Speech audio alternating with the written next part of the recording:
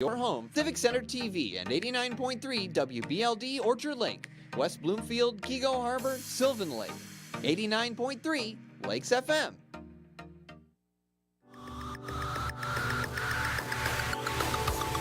It's the Megacast, an hour-long TV and radio streaming show keeping you informed on the day-to-day news. Live from West Bloomfield, we're bringing you the news, updates, and information impacting communities around Michigan. Join our host, Tyler Kieft, as he talks with community members, business leaders, and professional experts about the stories that impact you.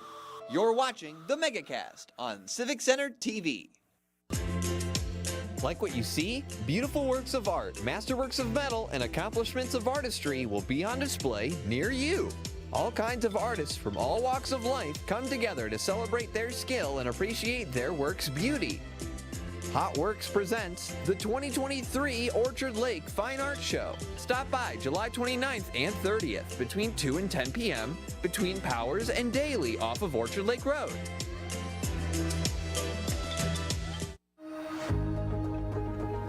When the temperatures are chilly, being together warms the soul.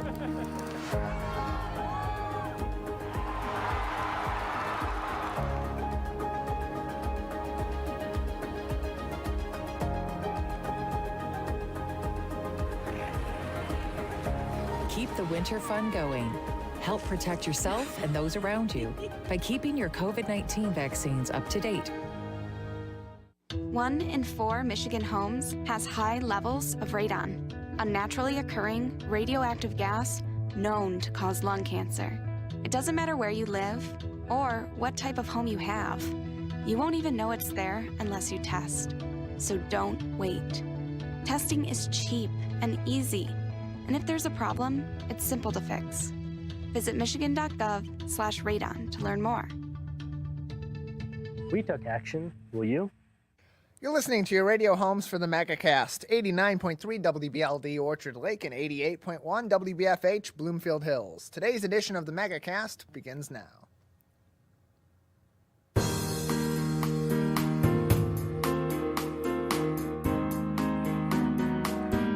Welcome to the Megacast, our live daily TV, radio, and streaming show talking about all things Michigan. I'm Tyler Kieft. Today we'll be talking to a number of people about topics of interest and importance to Michiganders just like you.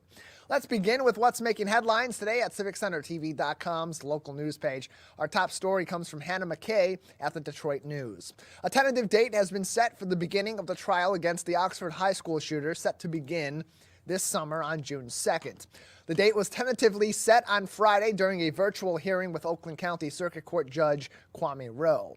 The process will begin with the Miller hearing on the date mentioned, should prosecutors confirm that this date works for them. Otherwise, it will be scheduled at another time, of course. The Miller hearing will determine whether or not the defendant, who at the time of the shooting was 15 years old and took 4 lives of his peers, should face a sentence of life without parole, and whether or not that is appropriate in terms of a sentence for him, given that he is a juvenile.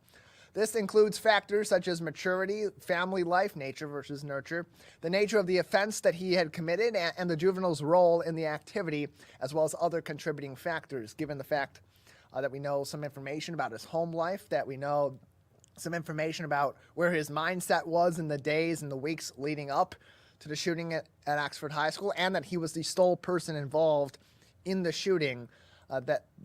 Those factors are already pretty well known, but other information certainly will come out in the actual hearing proper that's scheduled for June. In October, the teen pled guilty to 24 charges, including terrorism and first-degree murder, both of which carry a maximum sentence of life without parole for each of those charges. The Oakland County Prosecutor's Office has stated that they fully intend to seek the maximum sentence in this case. That, of course, is pending the results of the Miller hearing. More hearings are scheduled between now and the tentative date set in June, as is required by law. In these cases involving a juvenile facing a murder charge, such as what's happening here with this now 16-year-old, review hearings are required to happen every 30 days. The next one is scheduled for just a few weeks from now in April. Given that there was no new information that suggested otherwise, Judge Kwame Rowe of the Oakland County Circuit Court decided that the shooter's placement in Oakland County Jail remains appropriate at this time and at least for the next 30 days.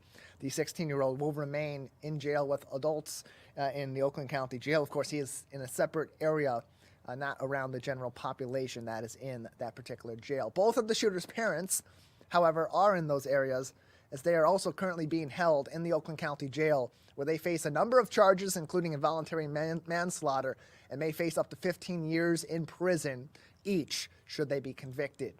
Additionally, making headlines today from Edward P. Voss at M Live, some good news here in the state of Michigan. Michigan is home to one of the nation's top tourist attractions, says vacation experts at Family Destinations Guide. That attraction is none other than the Mighty Mac itself, the Mackinac Bridge, making the list among other icons such as the Golden Gate Bridge in San Francisco, Central Park in New York City, and the National Mall in the nation's capital, Washington, D.C. It's not just one of the best, not just top 10. The Mighty Mac is top 3, coming in at number 3 on the top 10 list, just behind the Grand Canyon in Arizona and the Great Smoky Mountains National Park, which is located between North Carolina and Tennessee. On our website, we got the full list of the top 10 as well as a link to the entire list in case you're looking to travel here soon. Number 10 is the Magic Kingdom at Walt Disney World. Number 9, also at Walt Disney World, is Epcot. Number 8, Millennium Park in Chicago. Number 7, as previously mentioned, the National Mall in Washington, D.C. At number 6, it's Balboa Park on the West Coast in San Diego. And then the top 5, Golden Gate Bridge in San Francisco, Central Park in New York City. Number 3, your favorite and mine, the Mackinac Bridge right here in the Great Lakes State. Grand Canyon, number 2, and of course, as we mentioned, the Great Smoky Mountains National Park in North Carolina and Tennessee coming in at number 1. But we love the Mackinac Bridge. It's a very interesting ride. Across the bridge, you get to see the beautiful landscape of Mackinac Island up ahead of you, and you get to see, of course, the water from the Great Lakes below you. And it's really just a beautiful ride through some of the great outdoors here in the state of Michigan. That's why so many people flock to this particular bridge. Of course, it's part of the annual Mackinac Bridge Walk, which is a great long-standing tradition here in the state of Michigan. And in this article, very well reviewed, they talk about TripAdvisor, and that's the website that they associate with in this particular article, saying that it came in within TripAdvisor's top 10 too. Over 9 million visitors each year to the Mackinac Bridge, and on TripAdvisor, 82% of reviewers gave the Mackinac Bridge 5 stars. So getting its flowers today and this week from a Family Destinations Guide, and well-deserved. One of the great locations we have here in the state of Michigan, and Michigan.org is a great place to go to explore some other locations and landmarks all across the Great Lakes State, whether it's Sleeping Bear Dunes, whether it's historic locations in the Detroit area, like historic Fort Wayne, or a number of different locations all throughout the state of Michigan that are great, whether you like to see landscapes and nature or historical locations, or learn more about what built this country and what built the Motor City here in the state of Michigan and here in the Detroit area. There are so many great places to go to explore a variety of different activities and a variety of different interests right here in Michigan. It's what makes the state such a great place to go for tourism, and why so many people come to Pure Michigan every single year to explore, especially in those warmer months when it's really just beautiful outside and you can see nature at its finest here in the Midwest. Michigan.org, a great place to go. Our friends at Pure Michigan and Michigan Economic Development Corporation do a great job keeping you informed on different things you can do right here in the Great Lakes State every year, especially around this time of the year too, when things are starting to get a little warmer, a little sunnier outside, and it's not so gloomy anymore. Michigan starts to smile again as we head toward the spring and the summer. Also making headlines today from Matthew Mowry at the Oakland Press. Close to home here in West Bloomfield, where we originate our broadcast on the network, the West Bloomfield High School Lakers girls basketball team competed in the MHSAA Division I state championship game over the weekend, coming up just short in their bid to repeat as Division I champions in a narrow 40-36 loss to Rockford. A 4-point game in the end, but it was a one-possession game for the majority of the second half, going back and forth. Rockford making some mistakes, West Bloomfield making some mistakes. some clutch scoring from some of the star players on both of these teams, and it was a highly competitive game, a physical game. Lots of fouls, lots of turnovers, just because these two teams had equal strengths to one another. Both can shoot the ball really well. Both are excellent playing physical defense and pressure defense, and were able to stifle some of the bread and butter of both of these offenses on the defensive side of the ball. For West Bloomfield, they were able to mostly shut down a very dangerous long-range shooter in Grace Lyons. We'll get back to her in a little bit from Rockford and those Rams, and the Wypitch sisters, Alyssa Wypitch in particular, who has been very dangerous throughout the playoffs, including in their semifinal against Detroit Renaissance, another team here in our local area. Only held to about 9 points in the state championship game, but her sister, sophomore Anna Wypitch, putting up 20 points to lead the Rams, with her sister, as we said, getting 9. But the action beyond the arc was not entirely there for either of these teams. Both teams shooting quite poorly, actually, throughout a lot of the game. West Bloomfield started off very hot in the first quarter, shooting over 50%, whereas Rockford was shooting around 11%. But by the time we got to halftime, by the time we got into the third quarter, those numbers much more even, with Rockford around 22% and West Bloomfield hovering around 25%. And by the end of the game, it was pretty even, around the 23 to 25% range. So the shooting wasn't really there for either team. That's why it was pretty unconventionally low scoring for both of these squads, ending in a 40-36 game. But the hero of this game was, as I mentioned, Grace Lyons, who is a great scorer, an excellent guard for Rockford, and had been running that offense to a T in the quarterfinals and in the semifinals over the weekend too on Friday, where she dropped over 20 points. She had not scored a single point in the MHSAA Division I Finals until a clutch three-pointer to give Rockford the lead in the fourth quarter with just 40 seconds left to play. From there, West Bloomfield, unfortunately, some errors on the offensive side of the ball. A key turnover on a long-range pass down the court to Kendall Hendricks gave Rockford the ball back, and Grace Lyons went back to the line for two more points and finished with 5 on the game. The hero for the Rockford Rams, who lost to West Bloomfield last year in the state semifinals, and this year avenged that loss by taking the state championship from the champs themselves in West Bloomfield, who finished as the state's runners-up in 2023. Kendall Hendricks led the way for West Bloomfield with 12 points, alongside the Davis twins, India and Summer, while Kendall's sister, Sydney Hendricks, had 10 points. Lakers next year, lots of promise here in West Bloomfield, and we can expect to see them make another deep run in the MHSAA Division I playoffs in 2024, perhaps even going back to East Lansing, to the Breslin Center for more action late in the playoffs and the semifinals and the finals. The Lakers are returning almost their entire roster next season, sans 2 seniors, one being Jada Vaughn, the other being the aforementioned Sydney Hendricks, both of whom are graduating. Sydney Hendricks going to Florida A&M University, FAMU, where she's got a family connection as well, and a long-standing connection to the game of basketball in her family. Her mother playing college ball at Stanford. Her father, also a college athlete. He had played college football, and her grandmother, I believe, if I'm I might be misspeaking here, who played basketball at FAMU, maybe her grandfather. One of her grandparents played basketball at FAMU. I'm just blanking on that at the moment, but lots of family connections in the game of basketball. Kendall's going to be a star on this team in West Bloomfield in 2024 as a senior herself, and they're going to be bringing back a strong roster. The Davis twins, who are both committed to my alma mater at Michigan State. Go green, go white. So I'll adjust the pin on my chest over there. They're both going to be back for their senior season, very hungry. They did not score a lot of points in the championship game, scoring just 12 points, 2 for 18 shooting for the both of them, as they were really stifled by Rockford's defense, and also some of the game planning too. Really the game plan for West Bloomfield with the Davis sisters was to use them as weapons in the post and in the paint, driving the lane, trying to force fouls on Rockford, which did work to a certain extent. The problem was on the West Bloomfield side, they also got into a lot of foul trouble too. So unfortunate ending, not the one they were looking for. We were all rooting for them here in Oakland County to bring home a second consecutive championship, but next year they'll come back with a strong roster, with a veteran roster, with a bad taste in their mouth from losing in this year's state championship game and coming that close to repeating as state champions, and come back looking to go 2 for 3 next year at the Breslin.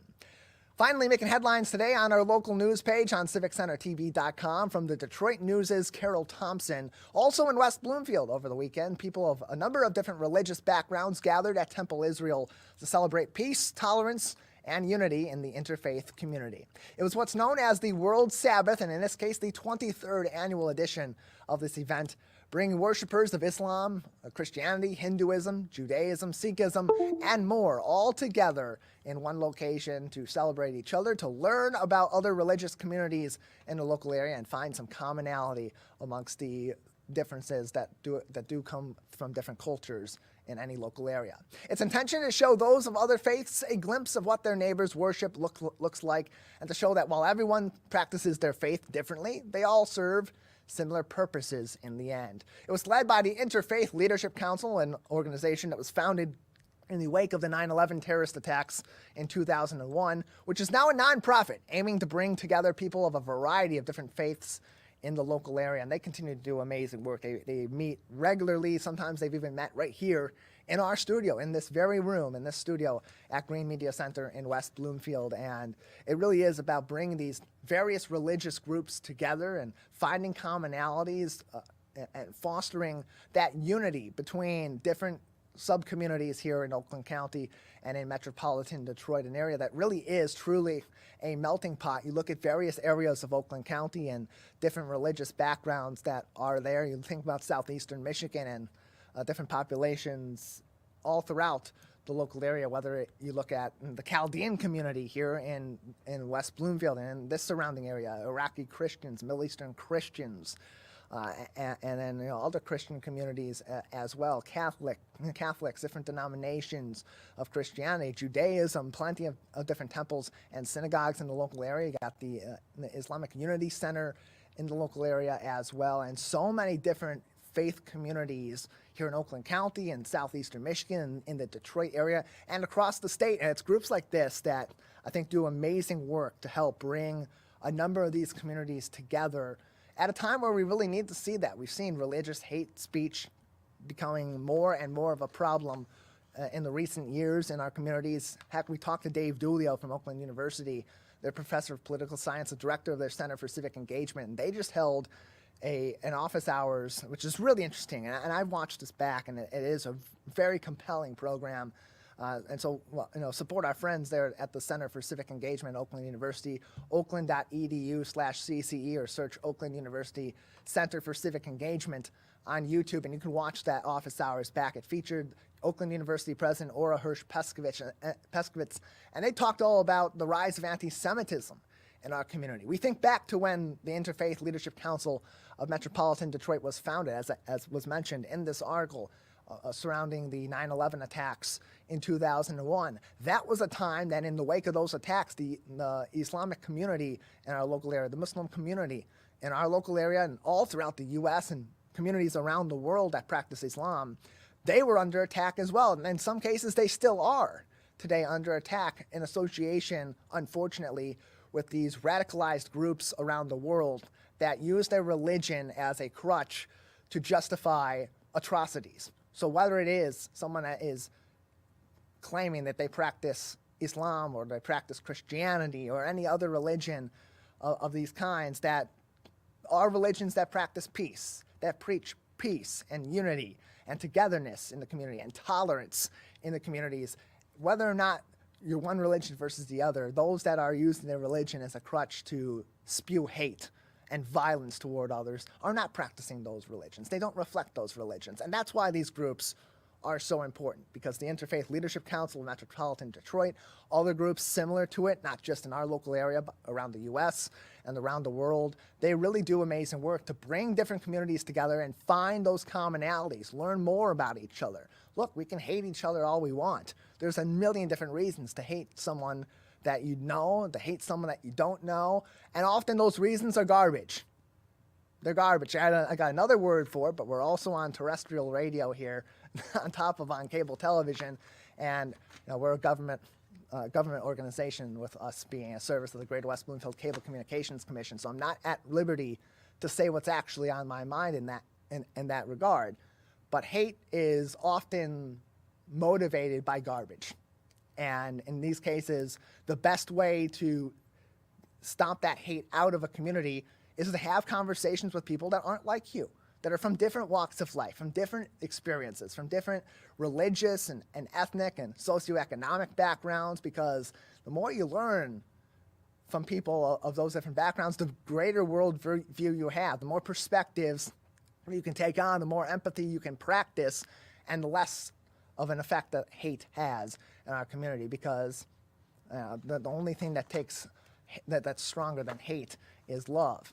And in the case of the Interfaith Leadership Council of Metropolitan Detroit and the World Summit and these other events that they do throughout the year, this is a really great story. So I encourage you to click through this article on our local news page on civiccentertv.com and read through the stories and the testimony from people of all these different faiths that were attending this event and had so much to say about how positive of an experience it was for them and how they felt it was very positive for their community as well, to have that outlet to speak about how they practice their faith and how these different communities do come together in a way that is quite remarkable each and every year for these kinds of events. And they have these sort of events and ways that you can participate as well in the Interfaith Leadership Council all throughout the year. Highly suggest that you read this article. It's an uplifting story of things happening right here in our local area, actually just down the road from us here in West Bloomfield at Temple Israel's, where this occurred this year. Really nice story. Highly encourage you to read that, as well as all of our other headlines making news today on civiccentertv.com's local news page. You head over there. We also have links for public health information at the top of the page from the federal government at the Centers for Disease Control and Prevention, the state government at the Michigan Department of Health and Human Services, and locally here in Oakland County from the Oakland County Health Division. All that on our local news page on civiccentertv.com. We have a great show ahead on this edition of the Megacast. Coming up next, we'll hear about the incredible work being done to help children and families and people of all different backgrounds in a number of different ways in the Detroit area from Say Detroit. Stay tuned. You're watching and listening to the Megacast. Hello, nose. My nose knows is when somebody uses the bathroom. Mom, Polly didn't flush. Ooh, I smell cookies. I smell an A+. How could my nose be running when it stays on my face? Our noses know if those sniffles are just a cold, allergies, or COVID-19. So swab it. Test it. It's good to know. Let's relish these moments, made possible by the COVID-19 vaccine.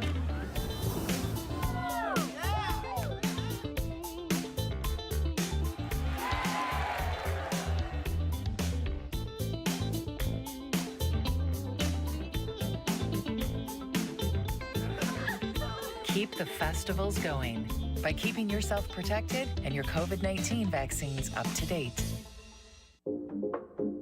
There are many different kinds of noses.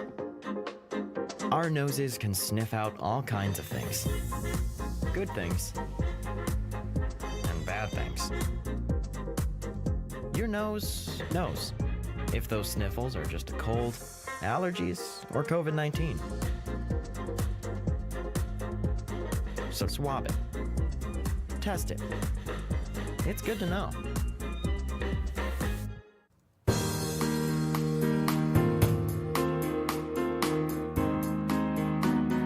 Welcome back to the Megacast, our live daily TV, radio, and streaming show talking about all things Michigan. I'm Tyler Kieft. You can stay tuned with us on civiccentertv.com/Megacast and learn more about all of our partnering stations all across the Great Lakes State, including our co-flagship My Michigan TV, and they're doing great work over there at My TV to cover events and different happenings all across the state of Michigan. They just launched a great new show called Michigan Fun, or My Fun on their channel that features different festivals and events all around the state of Michigan. A regular guest that we've had in the past here on the Megacast, Mike Sukent, who leads the Michigan Festivals and Events organization at the state level. They are doing this show every week to learn more about all the different fun and events that are happening all around the state of Michigan, things that you could put on your calendar and go out and visit right here in the Great Lakes State. We talked about that in the opening segment, about the Mackinac Bridge being named one of the best tourist locations in the entire nation, number 3 in the nation behind the Grand Canyon and the Great Smoky Mountains National Park. And there's so many great festivals and events that happen in the state of Michigan every single year for people of all different kinds of interests and hobbies and whatnot. So that's something you want to check out on one of our partners, My Michigan TV. Just go to our Megacast page, civiccentertv.com/Megacast. In addition, you can find other programming and original content from different stations, community television stations in your local area, whether you're in northern Oakland County in Lake Orion and Orion Township. Our friends at Orion Neighborhood TV join us live to tape Monday through Friday for the Megacast. And you can find their original programming by clicking on the Orion Neighborhood TV link on our civiccentertv.com/Megacast page. Same goes for the Media Network of Waterford, our good friends over there just a little ways down the road from us on the northern side of our coverage area in the Sylvan Lake and Kegel Harbor area. Their neighbors in Waterford do great work as well, providing podcasts, original programming, some news content, much like we do in Waterford, but there's always a lot of fun going on there. And students, too, at the BIF, 88.1 FM on the radio dial out of the Bloomfield Hills School District. They join us live every morning from 10 a.m. to 11 a.m. here on the Megacast, and they do amazing work there, too. They win awards year after year from the Michigan Association of Broadcasters and at the national level as well. Station of the Year numerous times in the past, and their students right now are excellent. They do a lot of great programming all throughout the week from usually around 3 o'clock in the afternoon to 9 o'clock at night,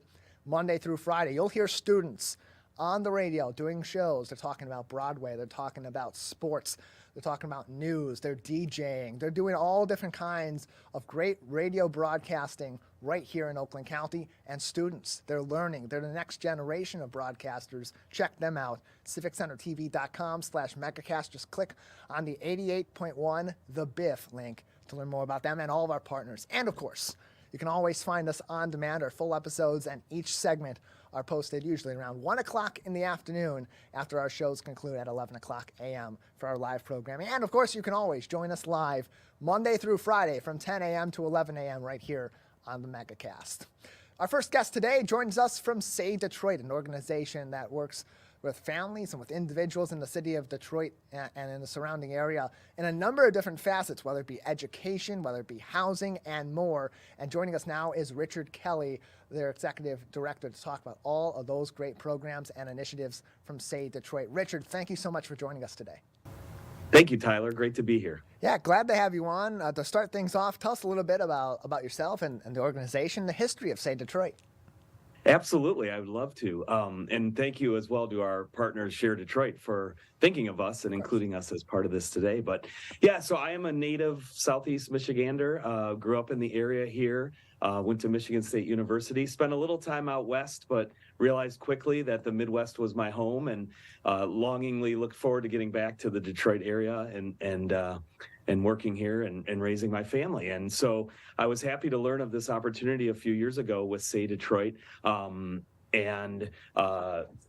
about all the great work that they do in the community here. Sort of a best kept secret, I like to say, Tyler, but we're getting bigger and bigger and more people are learning about us. But Say Detroit was founded by author and philanthropist Mitch Albom, who's a Detroiter here, has lived here for many years. And we go back to when the Super Bowl was in Detroit. Mitch was very close with Dr. Chad Audi, who's the head of the Detroit Rescue Mission Ministries.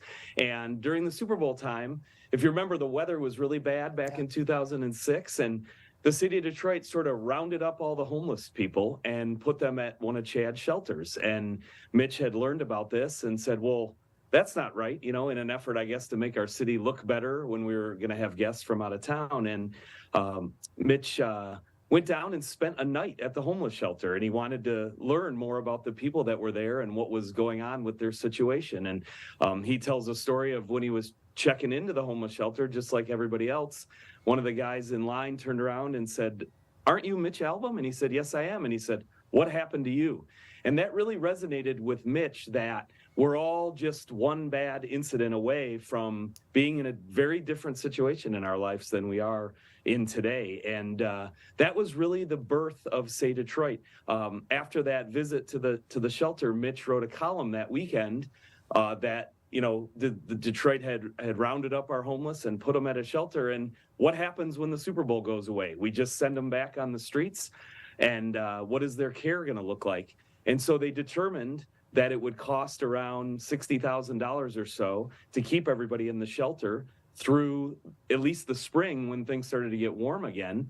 And so his column actually raised over $350,000 to support the Detroit Rescue Mission Ministries. And really, that was the birth of Say Detroit. And so a lot of people ask us, what does SAY stand for? What does Say Detroit? SAY stands for Super All Year. So we're not just super one day a year or one weekend a year, but how do we keep that going all year long? And you mentioned Mitch Albom finding the organization. He's also still heavily involved in all the work that you're doing with Say Detroit in the Detroit area to support the community in a number of different ways. Just how connected is Mitch to this organization, even today, over a decade since it was founded? Mitch is incredible. The amount of things he has going on in his life is really is something to see, and I've learned a lot from being with him. But he's involved in everything. He's involved in the day-to-day of our organization. He and I were just speaking yesterday about a few ideas. Mitch is someone. One thing I loved about coming to Say Detroit is I often heard from funders or partners that the reason they support us and like what we do is we're an organization that gets things done. And that's where I think Mitch shines the brightest is he has such a good pulse on the community and what's going on in the community. And we're a small enough and young enough organization that we have the ability to pivot and kind of deal with things that are real time happening today. Whether that be some social justice initiatives that we're involved in, after the George Floyd incident and murder a few summers ago and the unrest that caused, we were able to immediately pivot our charity a little bit and do some things to have an impact in that area as well. So Mitch is very involved. In addition to Say Detroit, he has an orphanage in Haiti that he goes to every single month, has not missed 1 month through COVID or anything. And so we just try to keep up with Mitch because he is an amazing ambassador for our community, and he really is the driving force behind what we do here. At two places you can find more information on Say Detroit. You can go to Shared Detroit's website on shareddetroit.org and search Say Detroit under their Find a Nonprofit section, or go straight to the Say Detroit website at SAY Detroit, saydetroit.org for more information. Joining us on the program today is their executive director, Richard Kelly. And Richard, looking at your website and all the things that Say Detroit does, and really figuring out a way to keep Detroit super all year, as your organization is named. It's about working with people in all different facets in the Detroit area, whether it's children, whether it's adults, veterans, seniors, and so on. There's so many different pathways to success that are inspired by Say Detroit. What is a pathway to success? What does that look like? Well, I'm so glad you asked me. We recently went through some strategic planning, Tyler, at our organization because we were doing a lot, and we needed a good way. As I mentioned before, Say Detroit was kind of a best kept secret in our community, and when people would ask us, "What do you do?" we would start to tell the story, but the story was a long story. So we said, how can we make that a little bit shorter?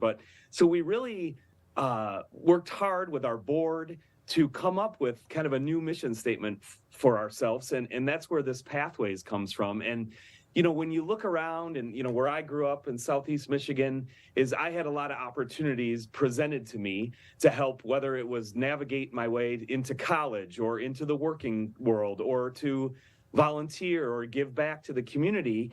And we realized that a lot of the communities that we serve did not offer these pathways or make them as easy to find for a lot of our constituents. And so we realized that a lot of what we did, our physical entities, whether it's an after-school program or a free health clinic, were really providing these pathways to the citizens who needed them most. And so, pathways can look very different for a lot of people, but for us, it's, for the kids we serve at our Say Play Center, it's a pathway to a successful life, to happiness. If college is in their dreams, how can we help them, find that path? If they want to get to work right away and support their family, and how can we help them find that path right away? If it's healthcare we're talking about, and living a more healthy lifestyle, or helping new moms with newborns and providing resources for that, providing, like I said, those pathways to success. So.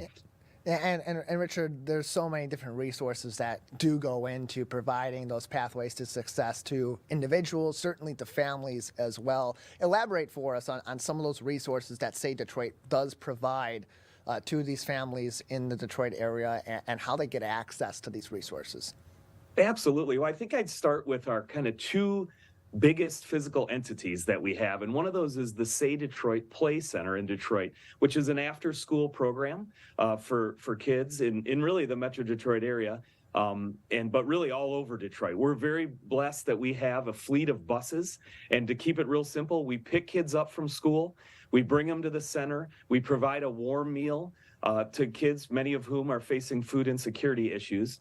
We then provide a safe environment for learning.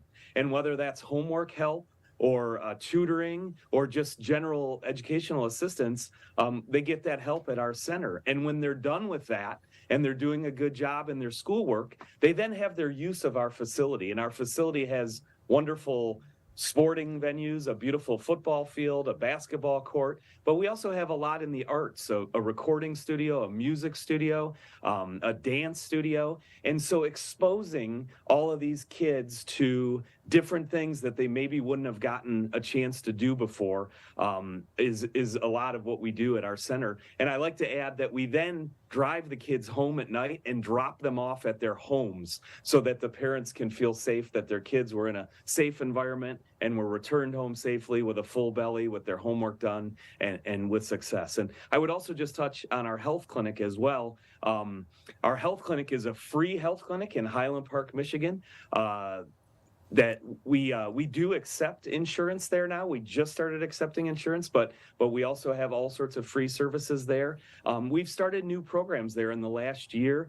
We started a program called the First Week Program, where we work with expectant mothers and mothers of newborns to provide resources and help with things that maybe they did not have or had not learned before.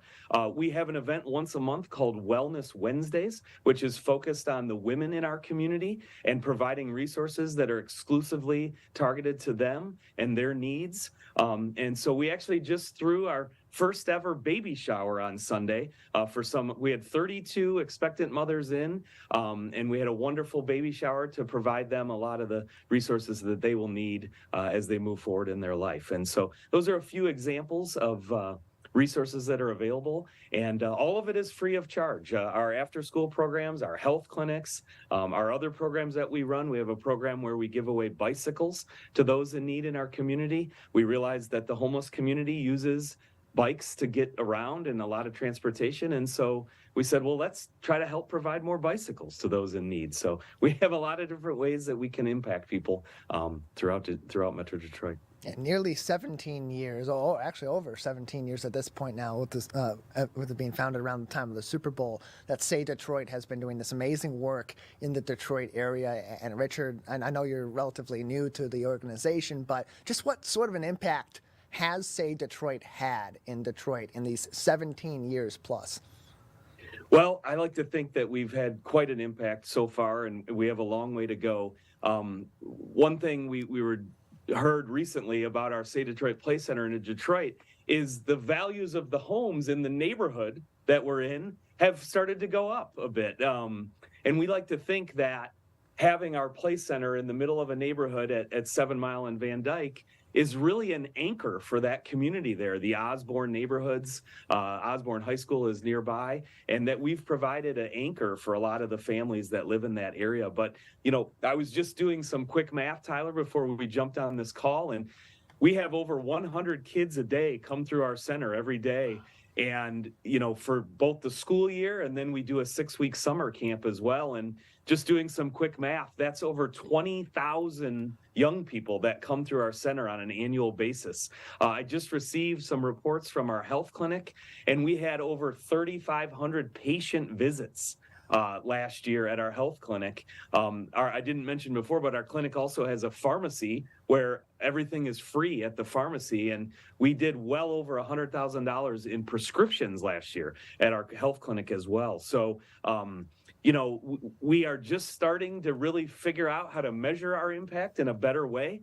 But one of our programs I didn't touch on before is called Working Homes, Working Families, where, again, Mitch heard a lot about the blight in Detroit and all of these abandoned homes. And he thought, well, wait a minute, we also have a homeless problem and we have all these abandoned homes. Is there not something we can do with this? And so we started a program called Working Homes, Working Families, where we renovate formerly empty homes and we provide them to a family in need that fell on hard times for whatever reason. Again, we all can't control the things that happen to us. And I like to say we've given away over 50 homes through that Working Homes, Working Families program over the last 10 years. So I know we've had a great impact so far, and I like to think that it's just going to continue to grow exponentially. More information can be found on saydetroit.org or go to sharedetroit.org to find more information on Say Detroit and over 300 other charities and nonprofits. Richard, thank you so much for joining us today. Absolutely. Thank you so much. And again, thank you to our partner, Share Detroit. They're a wonderful source of information for volunteers, which we need a ton of. And feel free to visit us as well, as Tyler mentioned, saydetroit.org. And we're always looking for helpers and volunteers. And we appreciate having Richard on and talking to Say Detroit. They really do a lot of really great work in the Detroit area and in a number of different facets for families and for children that are in need in our local area. All throughout the year. It's not just around the holidays when they do their Say Detroit Radiothon with WJR and they raise millions of dollars in order to help fund these programs and these other educational efforts that they do throughout the year. They're working at this day in and day out, morning, noon, and night, weekdays, weekends, holidays, all of the above to do great work. And so very happy to have had Richard Kelly join us on the program. Let's take a break. On the other side, after this short pause, we'll talk to Stephen Childs, the founder of Dorsay Creative, about marketing your business online, especially in the digital age we're in today. Stay tuned. This is the Megacast. Can I ask you a question? Why do you want to get the COVID-19 vaccine? I don't like getting sick. The virus will die. It will be easy to not catch it. Keep my family safe and keep playing soccer. Because I love being vaccinated. What's your hope for everyone? I hope everybody gets the vaccine. To keep safe and strong. Be happy, having fun everywhere. Everyone stay safe and hope you get the vaccine.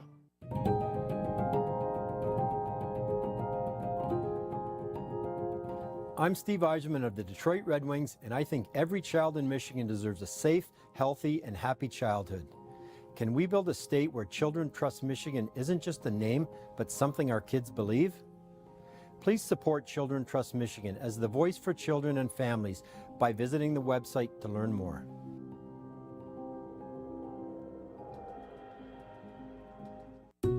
Wondering what to say to someone who's been sexually assaulted or abused? I believe you. I'm so sorry this happened. It's not your fault. Confidential and anonymous help is available at the Michigan Sexual Assault Hotline. Connect with us 24/7. Call 855-VOICES-4 or text 1-866-238-1454 for help.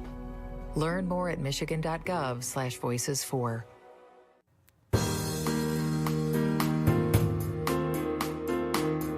Welcome back to the Megacast, our live daily TV, radio, and streaming show talking about all things Oakland County and Michigan. I'm your host, Tyler Kieft.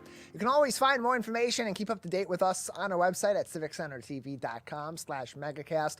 We'll find links to every one of our partnering stations all throughout the Oakland County area and across the state of Michigan, and find each full program and individual segment on demand as well. civiccentertv.com/megacast is the place to go for that. Well, in today's business world, if you're not marketing yourself online, you may as well not be marketing yourself at all. And joining us to talk about some of the different ways that companies are working to help small businesses and businesses of all sizes in our local area market themselves online is Stephen Childs, the founder of Dorsay Creative, on the program with us today. Stephen, thanks for being with us. Thank you for having me.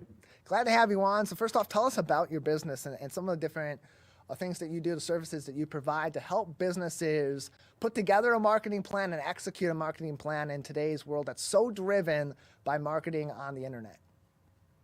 So we're a full-service digital marketing agency, so we do everything from website design all the way to Google AdWords and different pay-per-click advertising campaigns. We do search engine optimization and Facebook and Instagram marketing. Just about anything that has to do with marketing on the internet, we do. And talk about how important that is today and how much more important that's become over the last several years through the COVID-19 pandemic, as businesses were closed and had to transition a lot of what they do to being online. Just how much has this digital marketing world grown just in the last few years? Massively. So we've seen several new industries come out of just the concept of what needs to be done in digital marketing. The importance of it is that everything is so hyper competitive now that if we're not actually focused on trying to be ahead of the curve, we're going to fall behind very quickly. And that goes for any business, that goes for any organization or institution. If you're not marketing yourself, you're not going to necessarily be successful. It's critical that everything that you're doing, people know about and understand. And what's great about today and how much of this has gone on to the internet is gone are the days where you had to have a massive budget in order to market yourself on a massive scale, because you'd have to do that through radio or TV ads. Those are very expensive. Print ads too, billboards and so on. Today, you can do this with tools that are available to you for free. And the biggest thing that you need is a little bit of know-how on how to do that effectively, especially on social media. Can you speak to that and how businesses maybe are doing that effectively today, but other ways that some businesses generically may be not putting their best foot forward when it comes to social media marketing? Yeah, so because the internet's out there and all these different resources exist, it's important to know that a lot of these things, there's guidebooks and downloads and YouTube videos that you can go to and actually find out how to do a lot of these different things. A couple of things that people seem to miss out on a lot is just making sure that your website is ready to go, that your Google business listing and Yelp listings are updated and correct. Those few things can actually make a big impact. And so let's dive into that a little bit further. Not to give it all away, because you do want to, of course, bring people in to get that nitty gritty, but what are some of those important factors that go into getting that correct that businesses sometimes are overlooking and could be the difference between them having a really effective plan for their online marketing versus having one that goes a little bit of a way forward but really doesn't move that needle too much? Yeah, so I like you said the plan part, because that's the key, is the strategy, is to knowing what's supposed to happen next, what you're going to be doing next. That's essential to making sure that whatever marketing efforts you're doing are moving you forward. So, with the website optimization thing, what you can do is, if you're reasonably tech savvy, you can actually find a download guide, find a book, find a website, and actually kind of go through and make sure that your website is ready for search. Search engine optimization is not going anywhere. It's incredibly complicated, but if you follow the steps that you're given, you can do, quite a bit right away.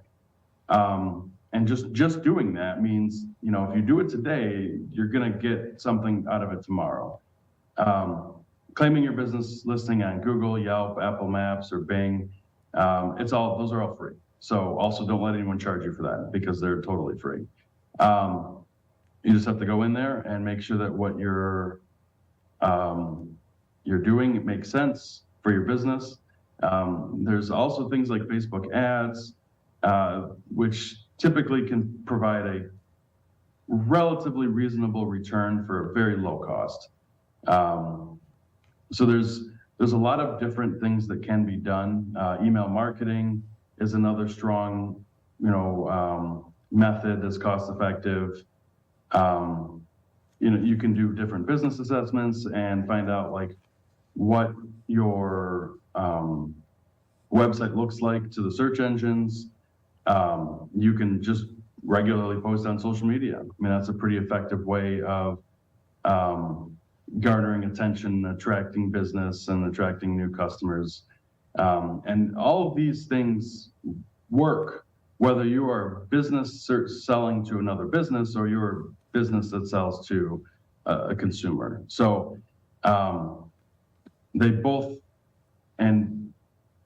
have the same need for marketing, whether you're B2B or B2C or even direct to consumer. All of these different things that are out there that are possible can be done by just one person sitting in an office for a couple of days. So it's incredibly important that is what's done.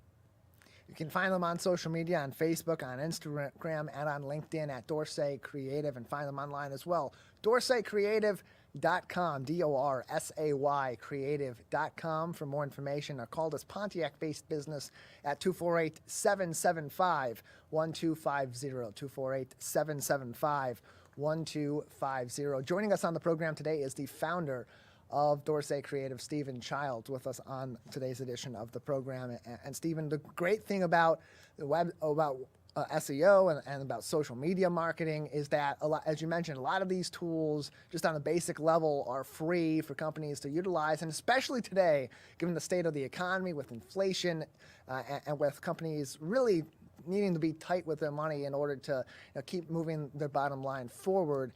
Doing this on a budget is really important, and it can be a tough task for a lot of companies that want to really focus on marketing as a key point of their future. So for companies that are looking to advance their marketing but want to do so on a budget, what are some of your suggestions for them as they're putting forth that plan and then putting that plan to action? Well, I always start our clients out with write down what your goals are. Once you understand what your goals are, you can figure out how to achieve those. That's the first step towards building a strategy. Understand what channels work. So if you have a Facebook account and you're posting on there every single day, and it's not doing anything for you, it's time to rethink whether or not that's the best strategy, because that time and effort could be placed into a search engine optimization, for example, and you'll yield a faster, better result in less time. Or you could put it towards advertising on Google, which is another cost-effective, low-budget sort of option. So once you start with that strategy and understand where you want to go, then you can employ all the different methods that are out there to get you to that point. So a couple of things to note is that with website design, websites have to look good. They have to work on phones. If they don't work on phones, they're practically useless. And the reason for that is because most people, whether it's businesses or individuals, it doesn't really matter. They're using their phone to search for everything, from food all the way to flowers to jackets and t-shirts. It's everything that they do is search for on their phone. We find that almost 90% of all of our advertising views and organic search results and everything are triggered on a phone. So it's important to note that your website is ready for the phone to be, what we call it responsiveness. So make sure it's responsive. The website is working on the phone and it's easy to navigate.